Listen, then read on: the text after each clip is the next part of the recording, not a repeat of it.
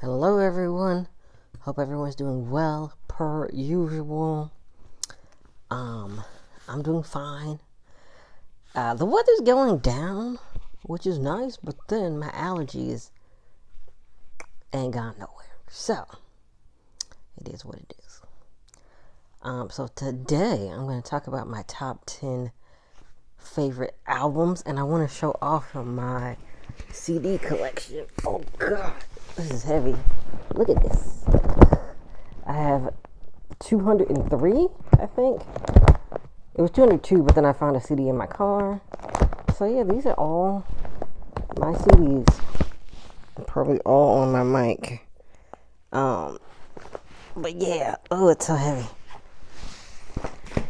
The most recent album I bought was the Spice Girls, 25th anniversary of Spice. Hope that's real. Let me check. Yes.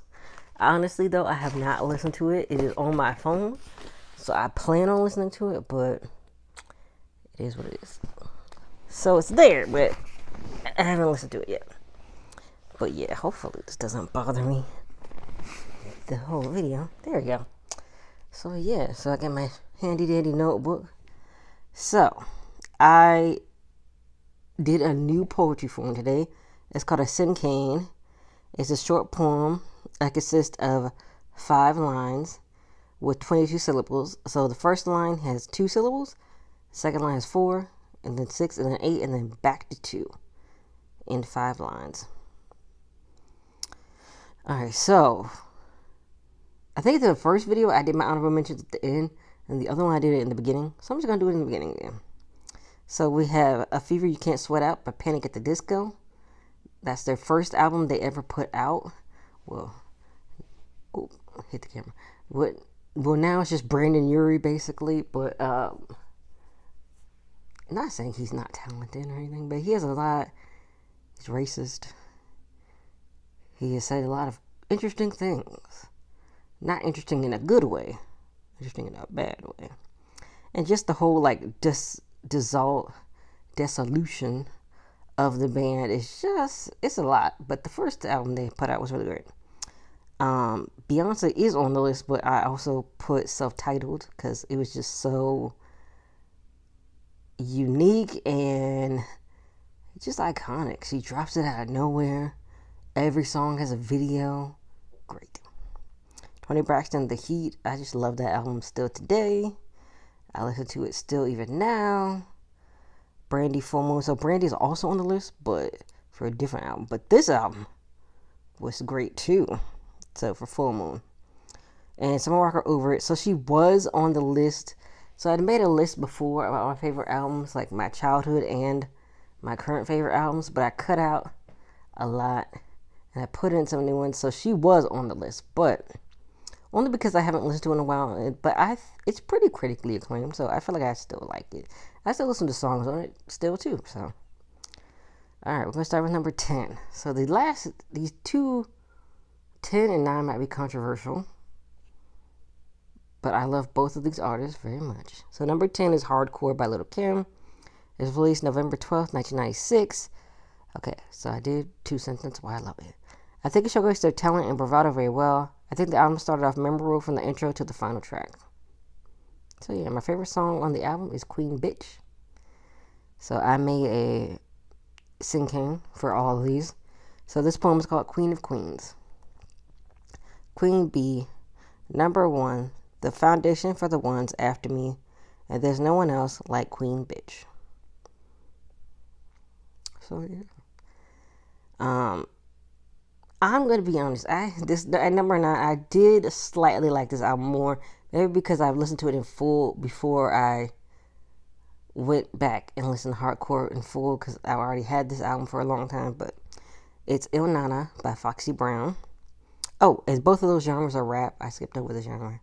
So I put the artist, the genre, the release date, where I love it, my favorite song, and the poem. So it was released November 19, 1996, which was an issue because, they used to be really good friends, and then it was like this competitive stuff and shots were fired. So it was really intense beef. So why do I love it? It showed off her versatility and her skills as a rapper. I also love how confident she is in being a dark-skinned woman. And it's very empowering to see her command respect and have sex appeal. So these last two albums, I've reviewed all of their discography for Foxy Brown and Lil' Kim. I have a playlist called My Discography Reviews if you want to know more about what I think about these two albums and all of their albums. So yeah, check that out. My favorite song is Il Nana because I felt like I talk about it more in my actual review of like all the albums. It seems like her theme song, like she's like a superhero, you know. Superman has their theme song. Il Nana is her theme song, yeah. So the poem is called The Ill Goddess. Ill like I'm sick with the flu, but you sick from my rhymes and flow so supreme. I'm the illest around. So some of these I did break the syllable count because it wasn't fitting what I wanted to say. So there it is. I'm gonna like randomly say this, but I kind of want to do like from my top 10 list, reviewing every single movie on both of my top 10 lists and every single album if I haven't already reviewed it, to give it its own video. I feel like that'd be cool. Have a lot of content, you know. So number 8 is I feel like it's gonna be like the newest. Yeah, I think it's the newest release. Yeah, it is, because everything else is like 90s and 2000s. Let's see what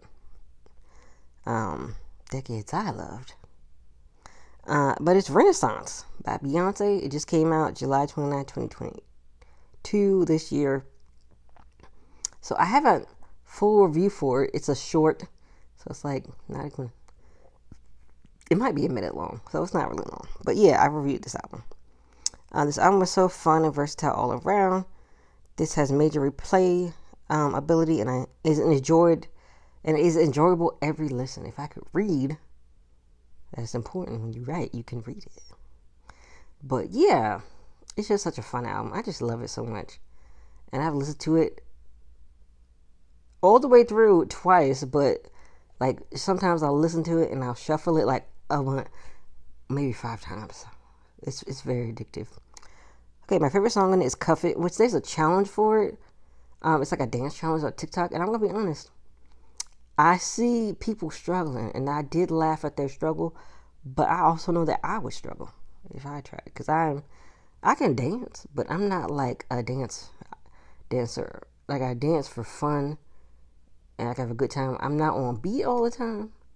I'm not coordinated all the time, but I just do what I feel in my heart. So I probably will not be participating unless I practice a lot. So okay, so the poem's called Cuffing Season. I also said I wasn't going to dance on TikTok when I first got it, but I haven't, it's in a draft, but I haven't like shared it, but I have danced on TikTok. But yeah, it's called Cuffing Season. I'm in love with you and hope you feel the same. Cuff me forever and hold me down. But Cuff It, I've already did a video about all of my favorite songs on this album, and I made poems for them. So I just want to say, also I've made like a bunch of playlists, and I made all playlists for all these albums. I've saved them on here so you can go through and listen to all these albums. They're full. Number 7 is Born to Do It by Craig David. Oh, and the genre. I keep missing the genre. So the genre for Beyonce was dance, which is like the first thing that comes up on Wikipedia, because I feel like writing the whole things. But the genre is two-step garage, which is like a UK style house. It was released August 14th, 2000. So, yeah.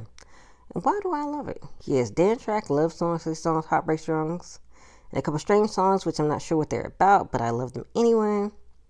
And this album was great, and the only flaw was he used some regional slang that I still don't know what it means, but I will look it up eventually. And of course, I said there's some of the songs are weird, but it might be a UK thing, and I just don't understand. But yeah, I've always loved this. I still, till this day, I still play it like I just heard it. So, my favorite song on the album is 7 Days. So the poem's called 7 Days of Love.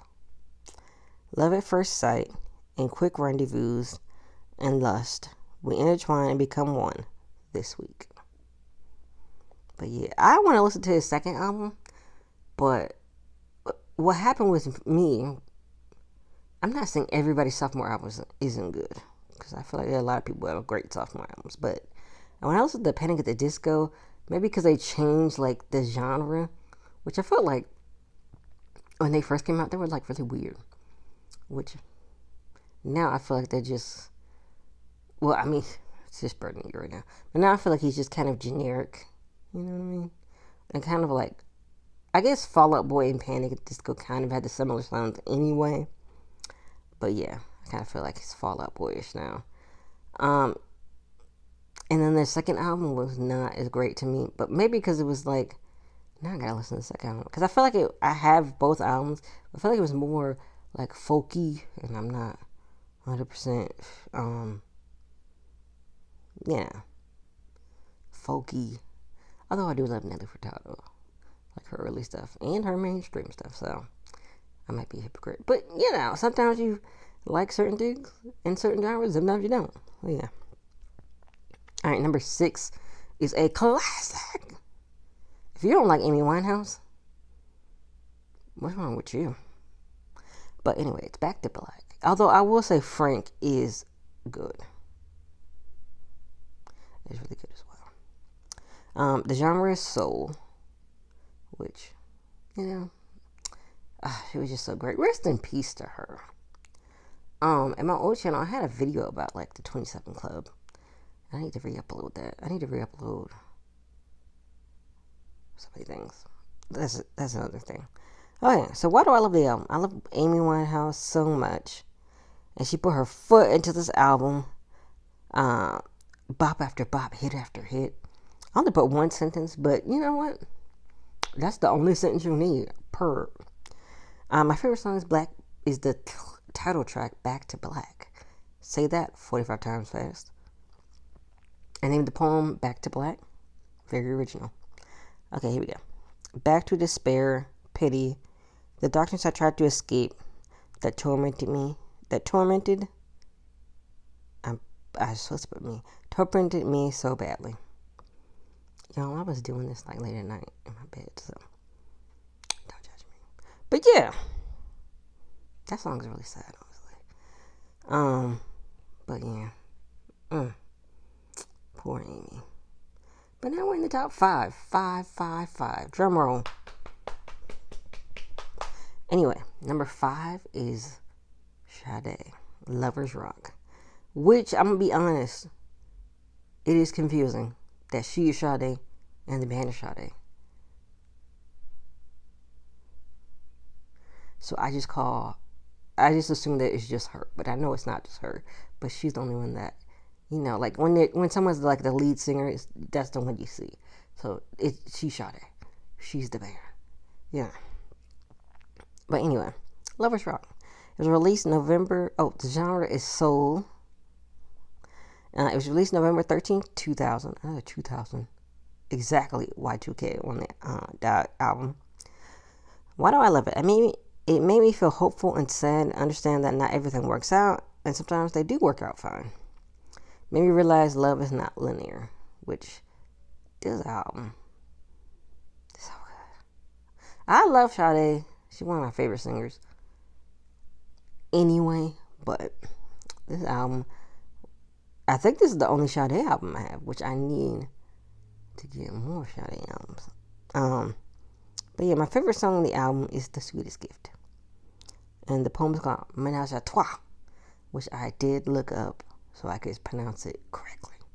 I don't know if I did, but here it is. So here it goes. I talk to the moon so you can have someone else who has your back just like I do. We're yours. So in the song The Sweetest Gift, she says in the beginning, quietly while you were asleep, the moon and I were talking. I asked that she'd always keep you protected. So that's how I got on there. Alright, number 4. Brandy, like I said, she was already in the, and I said Beyonce was already in it. For Never Say Never. It's R&B, of course. Most of the time, Brandy's R&B. I feel like she has done some pop stuff too. It was released June 9th, 1998. Why do I love it? This is very impactful to me in my youth, and I remember playing it a lot. I would daydream about random things and just get lost in it. It's just like so versatile, her album. My favorite song is You Don't Know Me Like You Used to. The poem's called You Ain't Missing Me. Acting brand new, like you never met me before. You must have fell and bumped your head. Wake up. Alright, yo. Top three. I need the actual like drum sound.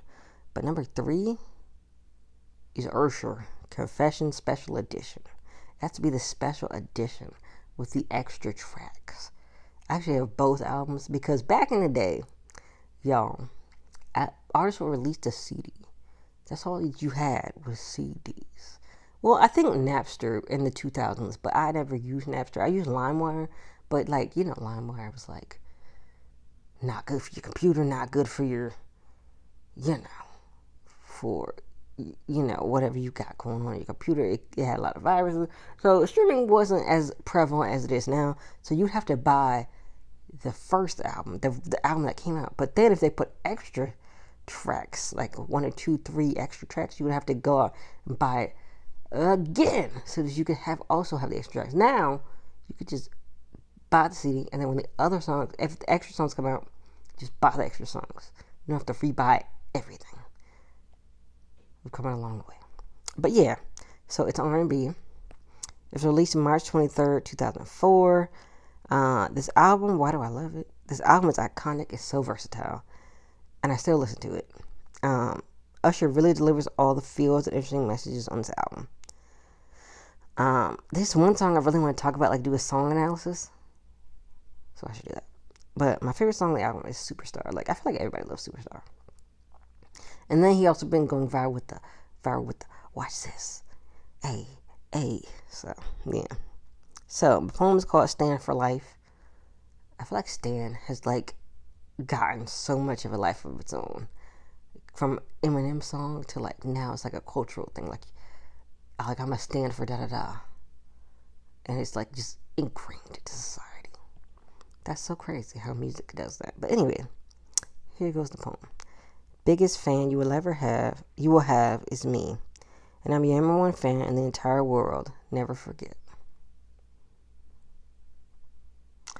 Sometimes you gotta be somebody's number one fan. You know what I'm saying? Alright, we in the top two. So I did a review on the documentary about this album, which I wanted to do an album review with it, but I have poor time management skills. So it'll probably be a separate video. But it's Mary J. Blige's My Life. It's R&B. It was released November 29th, 1994. Is this the oldest album on here? Yep, it's the oldest album on here. There were a few 96s, but yeah, it's the brand new is 98. Yeah, it's 1994, so that's the oldest one. And the Beyonce is the newest one. Okay, or the youngest one, I guess. Oldest to youngest. I said it was R&B, November 29th, 1994. Why I love it. It gave you a great glimpse of who Mary J. Blige was at the time. Mary's the queen of mixing R&B and rap together to very magical results. He is really the queen of hip-hop soul. Don't let nobody tell you differently. But anyway, my favorite song on there is Mary Jane All Night Long. I actually have like maybe more than one poem based off of this song. So, but I used it for this poem again. And the poem is called Savor My Flavor. So in the song she goes, I know that you still savor for my flavor, babe. That's how I got the title. I thought that would be cute. Like, savor my flavor, like, But anyway, here it goes. All night I'm here for you. Take me in your arms and make sweet love to me so we can get high. Real sexy, huh? Alright, number 1. I wish I had like little sirens. I'd be like, but anyway, drum roll, please. Number 1 favorite album of all time. Now, I will say, I haven't listened to every single album in the whole entire world. I haven't. But this is just my personal number one favorite. If I listen to more albums and I want to update it, I'll make another video. So number one, this is very important that you get this specific version. Like I said, with Usher, you had to get the regular album, and you had to get the one with the bonus tracks too. So this is the one with the bonus tracks too. And it's the Emancipation of Mimi Ultra Platinum Edition. It's so funny. I forgot to put the artist, but it's Mariah Carey. I love that. The genre's R&B, even though, it has hip hop. It has different elements. It has some gospel in there. Gospel. There's some ballads that has all kind of stuff in there. So it was released April 12, 2005. And why do I love it? It had a good mixture of fun songs, sad songs, slow songs, love songs, breakup songs, among other topics. And she showed that even though she had some drama in her past, she can come back stronger. Well, she did. That was her breakout, after the whole glitter thing. Which, I'm going to be honest, I haven't seen the movie, but I have the soundtrack. Soundtrack's really great to me, so I could have made that an honorable mention, but I forgot. But yeah, at least the music, I don't know about the movie, but at least the music was really great. But my favorite song there is So Lonely, Only.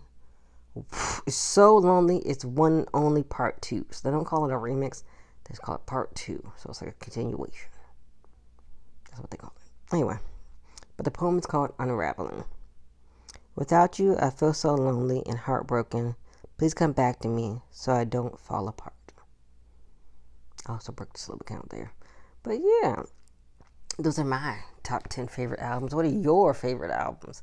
Let me know. There were like other ones that I cut out to make like 5 honorable mentions, and now I honestly cannot remember what the other ones were. No, one of them was A Seat at the Table by Solange. So there we go. Kalani's it was good until it wasn't. And probably some other ones, but I have like a bunch of favorite albums. But let me know what your favorite albums are. Before I did like a top 10 like current albums, but then I like went back and looked at it and was like, I don't think these are my favorite. So I'm gonna just narrow them all down into one list of new, old, current. Even though there's only one that's really like super current. And just mash them together and just take out some other stuff. But yeah, also Christina Aguilera, Stripped, Ashanti, and Danity Kane's first albums, their self-titled albums. There's so many. And there's so many albums I haven't listened to that might be my favorite. So, yeah. Those are my top 10 favorite albums. I think I'm going to take a little break from the top 10s. But I do want to do a review of like a documentary and a CD. Probably next week. This week I did really great time management. So we'll see how that goes for next week. But yeah, I'll see you all next week.